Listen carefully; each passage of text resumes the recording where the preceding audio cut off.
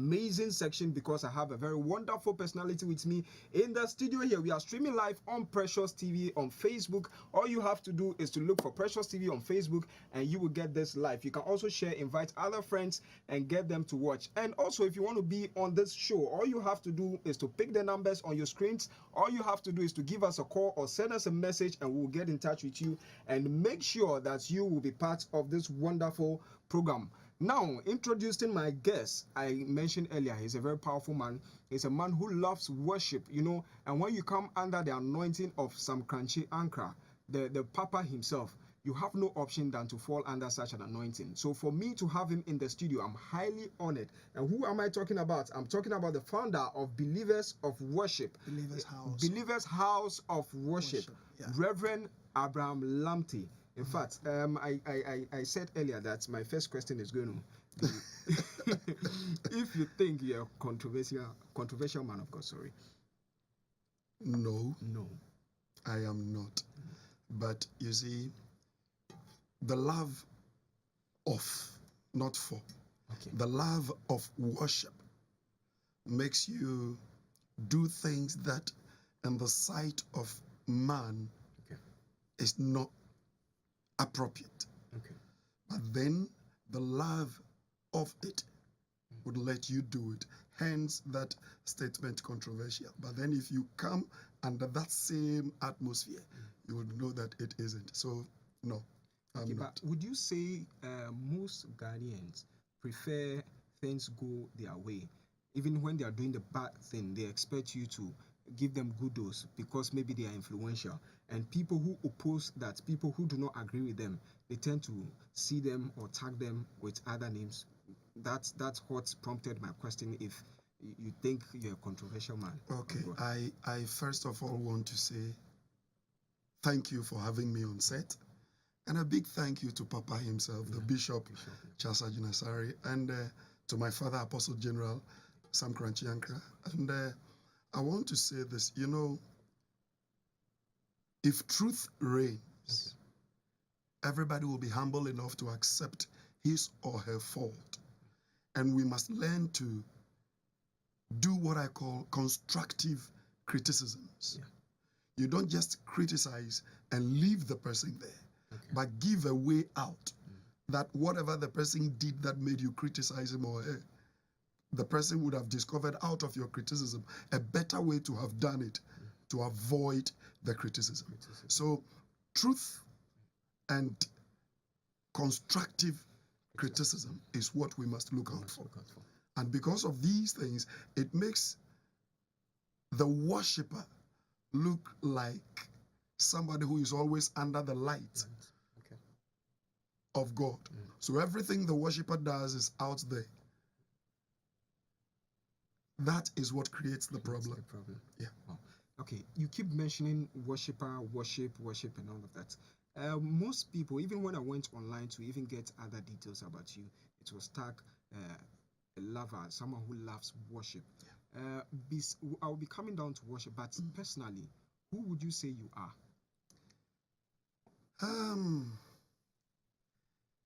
Abraham Lamptey is married with 3 biological children and 3 adopted ones. Abraham Lamptey is the humble servant of Believers House of Worship International and the spiritual son of Apostle General Sam Crunchy Ankara. But generally, I know why you asked that question. Abraham Lamptey is simply put a humble servant of the Lord. No CV. No credentials. In fact, there are CVs. A humble servant of the Lord. Because if you're looking at what you studied, date languages and all of that is a great CV. In fact, if you want to do, even want to work outside today, if you use that certificate, yes, you get a lot of work to do. Yeah, that's true. Yeah, that's how come I asked that question. But tell us about life, how life was growing up. I read a bit about how you couldn't even get ready to associate with. And you had one Dede who happened to be your elderly sister. So tell us about life. How was life growing up? I'm glad you've done all that search before having me on set. You know, we live in times that we do what we call in Ghana, Sisemo. Okay. On a ebasi sayabie, nesi sayabie, esi sayabie, le dienche etawo ni eshishi. You know, it's good to research to know the facts. So I grew up as a normal child, you know. Father had a lot because of the Muslim background, and my mom had seven, which I'm the only one remaining, you know. But growing up, I grew up as a Muslim child, you know, grew up in an Islamic home, a Muslim home. My father a Muslim, my mom same. And my CV is quite interesting. Interesting, yeah. I started with a very humble school in La. Called Adiamra 1 Primary, now called Nativity. Oh, okay. And then I came to Apenkwa Presby, just here. Yes, and then from Apenkwa Presby, I went to Choco Boys. And then from Choco Boys to Ebenezer 5 and 6. Is it that you had interest in educating yourself continuously? Well, I think I love to know things. Okay. I'm curious, you know. So from Ebenezer 5 and 6, I then went to the best technical institute in the whole world, MET Electronics Institute.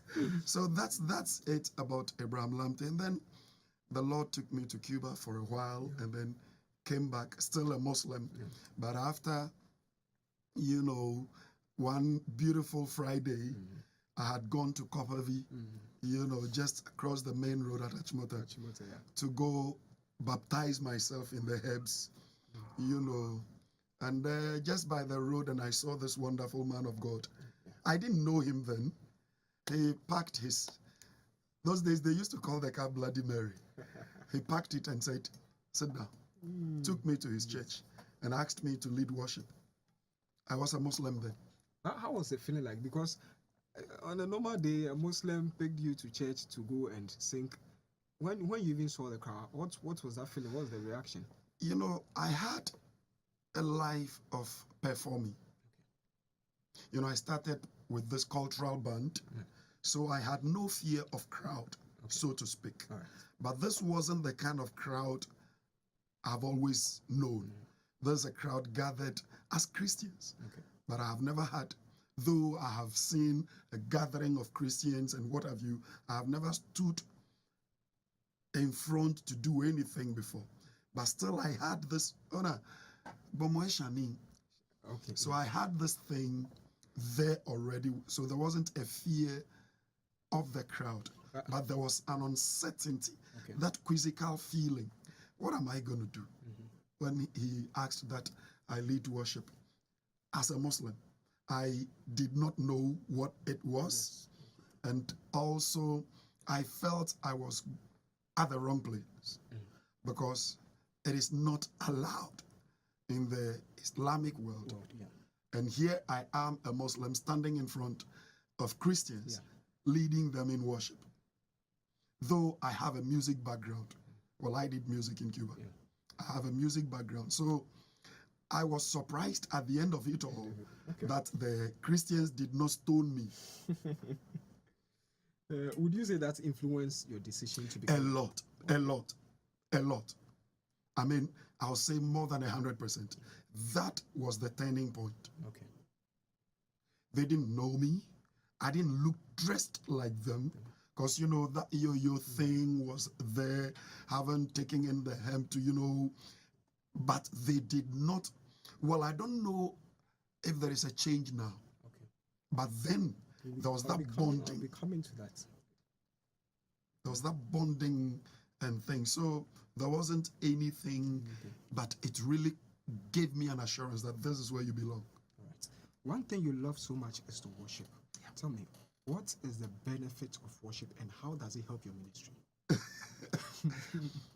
Being alive alone is part of the benefit of worship. You see, I am none of the fivefold ministry. I'm not an apostle, I'm not a pastor, I'm not a teacher, I'm not an evangelist, and I'm not a teacher.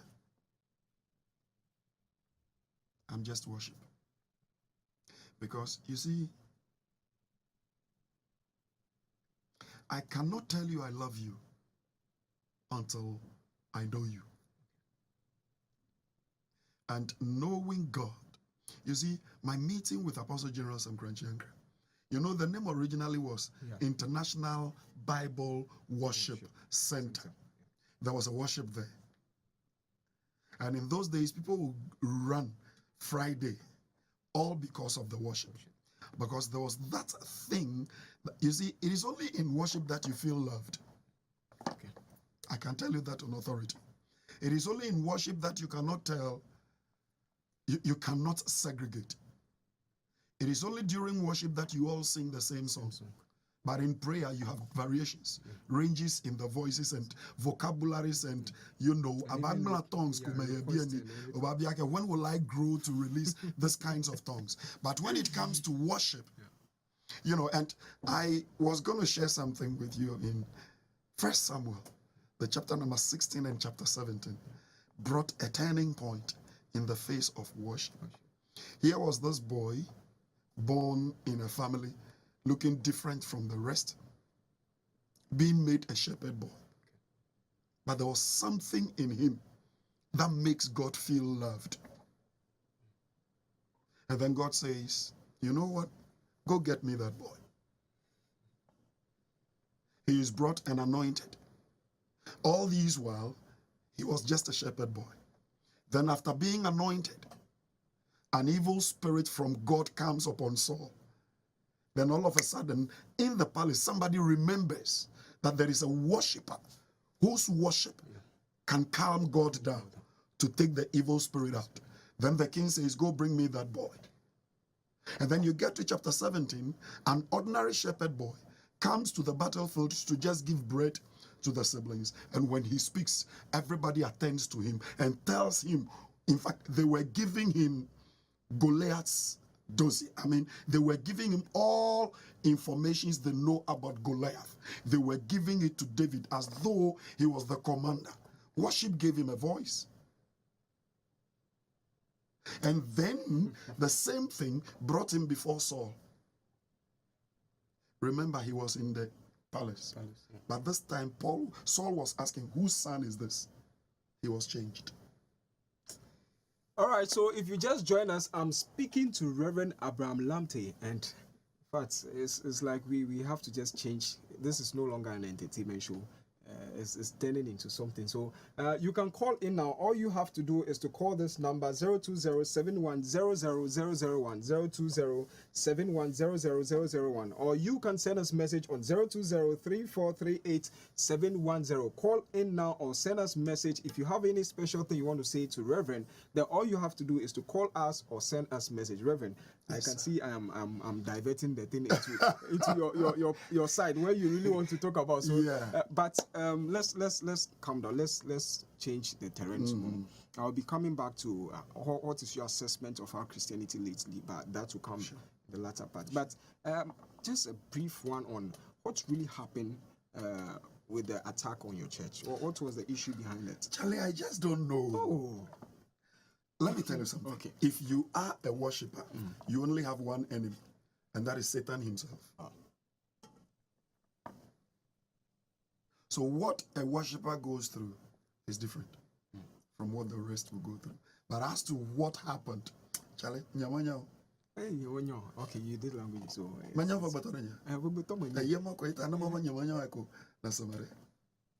you are not just a worshiper, but you are anointed with a lot of you know, so what happened on that beautiful day, it's, I think in 3 weeks, it will be a year, 28th August 2017. I was just packing to go for some tour in Europe, and then I had the call. So we drove from Dodowa to Okwegono. And yes, everything burnt to ashes. You know, they came, about 8 of them, with guns, and this Kufuor gallon full with petrol, poured it on everything, set it ablaze. So everything got burnt. Would you say you may have done something to someone or said something about someone? Yes, I provoked the devil, not man. Okay, we have a caller on the line. Hello, your name and where you are calling from? Yeah, good afternoon. My name is Mark Nyan. Oh, okay, Ima. Any special message you want to say to Reverend? Yes, actually, I really love this man because I've been in his church several times, and her worship is so powerful. Thank you.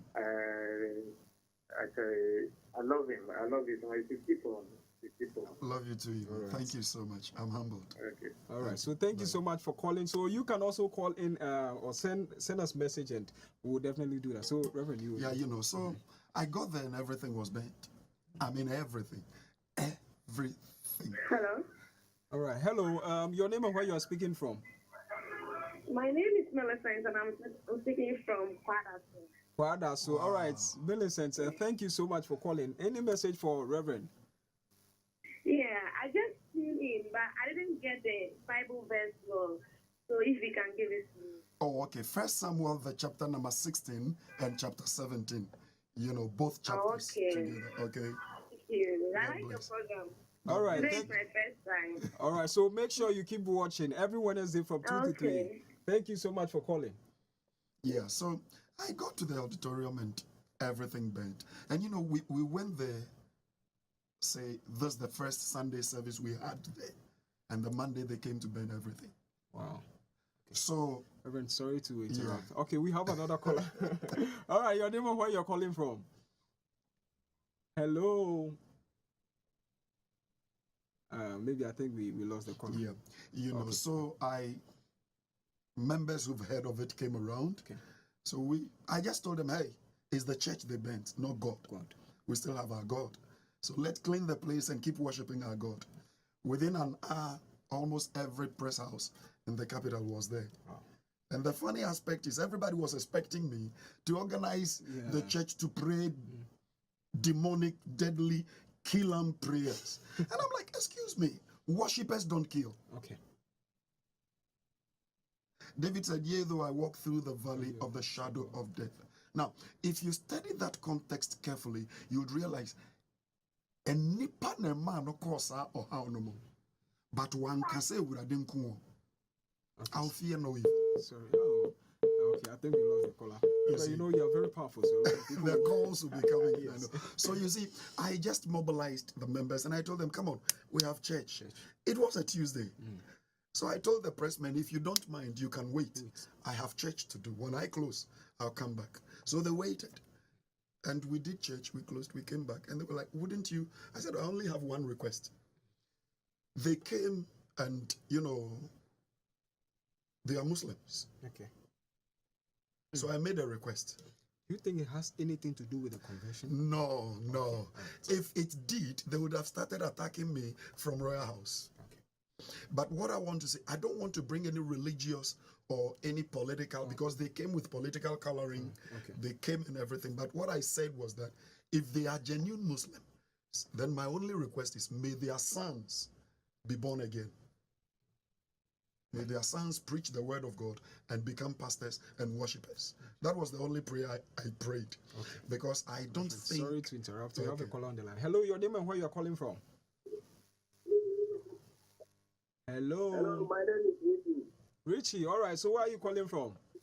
I'm calling from Turkey. Teshi, okay, all right. Teshi, That's actual my Gamami. All right, anything you want to say?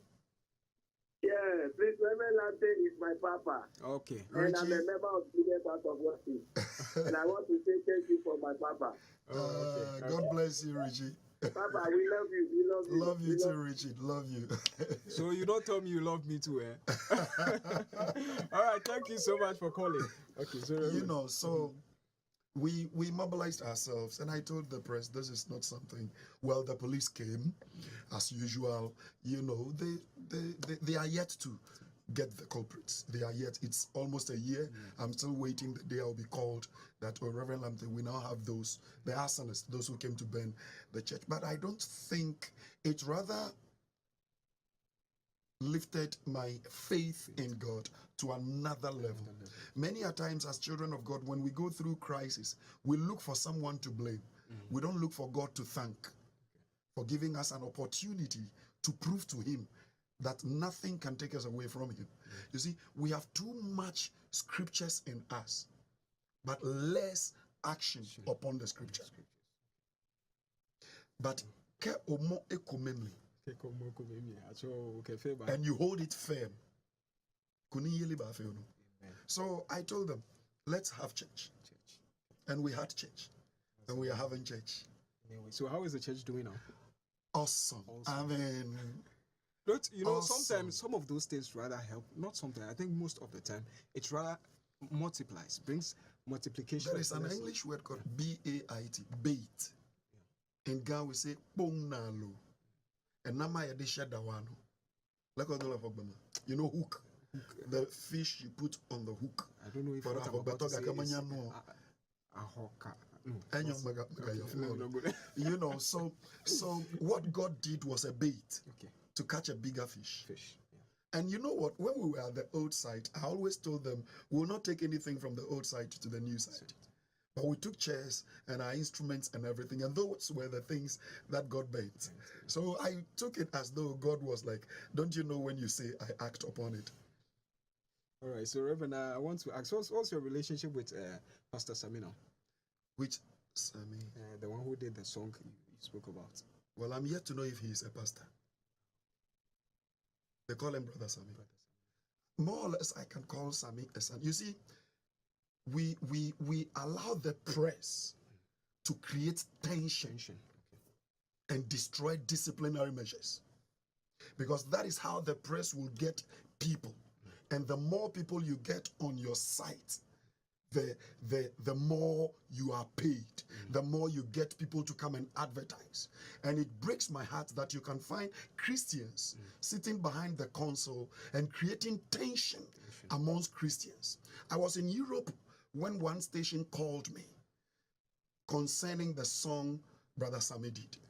And I asked him, are you a Christian? He said, yes. So what did you do in your capacity as a Christian? Now, God hates divorce, but does not hate the divorcee. Now, whatever myself I spoke to what Sami did, but not Sami. So he will learn out of that and come out with a better thing. But the press will take it and interpret it to Sami. And what they will not know is that out of the way they will present it to him, he will then boil up and speak against an anointed man of God that will go a long way to crush his destiny. So, children of God, we have to be smart. And if you are behind the console or you are a media person, defend your faith. Don't defend your stomach. That is the weakness of the church today. The Christian press, don't go there. I will step on toes. We are quick to destroying ourselves. You get something about a pastor, bam, you take it to the media. You get something, bam, you take it. Meanwhile, you are a Christian and you don't see those in the other faith damage theirs, so they keep getting strong. Let a Christian be educated and let a Christian get to the university and let him graduate and become a professor. He will begin to question the same God who, when he was a pauper, he was praying to and has now changed his destiny. He will begin to question and begin to even question what the pastor is doing. It is only Christians, the higher their education, the weaker their faith. Reverend, I know this one you want to talk about a lot of things, but as it stands now, our time is up. I think we need a better time. Come on. Like, we need spacious time to engage you. We've not even spoken about worship, my favorite meal. Yes, we've not mentioned that. I was even about to ask about what is your assessment about Christians lately, but our time is far spent. So maybe something short to just wrap up your final submission. This is what I want to say. Never let your neighbor determine your labor in the Lord. You will lose your favor. Look for him yourself. There is this song that I love so much. You got times and seasons in your hands. You call for light out of darkness. You don't need no man to be the God you are. Yet you have chosen to call me your own. You are God from beginning to the end. There's no place as you sing, let me for argument. All right, so that is a wonderful one from Reverend Abraham Lamptey. You do the singing, then I will use to cut it off. So let me just You so are God all yeah. by So next week, yourself. make sure you join us next week, same time from 2 to 3. Wednesday, my name is Louis You S. are God. Capital. I did this with Esther Hadassah, and this is From where we have to call it beginning all to off. the We'll end. see you same time next week. Thank you so much for watching. There's no Reverend. place. We have a mission. We have a duty.